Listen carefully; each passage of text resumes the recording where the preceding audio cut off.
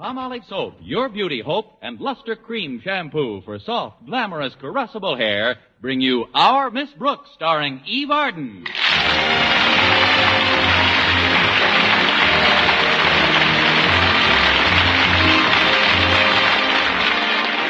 To most of us, a school dance isn't the most exciting event in the world, but to our Miss Brooks, who teaches English at Madison High, the one planned for last Friday night was a most welcome diversion. The more so since I was expecting bashful Mr. Boynton to peer out of his shell long enough to invite me to go with him.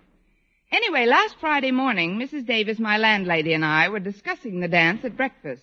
Where did the funds come from for this dance, Connie? We're raising the money by means of a wishing well in front of the school. It's an idea of Harriet Conklin's. Everybody's supposed to throw in a dime. You mean students and faculty members toss in dimes to pay for refreshments and things? That's right, Mrs. Davis. I tossed my dime into the well yesterday. And what did you wish, Connie? I wished it was only a nickel. I had a very light lunch. If you want to know my real wish, though, you will have to keep it confidential. I won't breathe it to a living soul. Word of honor? May I lose the top propeller on my beanie?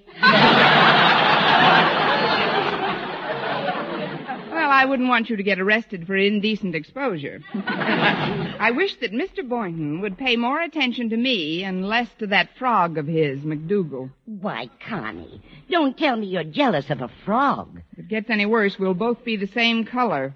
You ought to see the way he pampers that lumpy brute.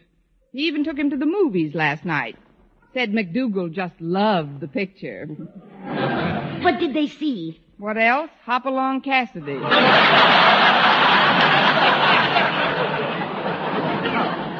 I think you're exaggerating, Connie. Mr. Boynton is very fond of you. Oh, that must be Walter Denton. He's taking me to school this morning. Just a minute, Walter. Excuse me, Mrs. Davis. Hello, Walter. Come in. Wait. Let me look at your hair, Miss Brooks. What? Poised in the doorway as you are, the sun seems to strike sparks from your already molten tresses. Well, don't stand there. Stamp me out. Please come in before the flies do. I've just got to run a comb through my blazing tresses, and we're off, Walter.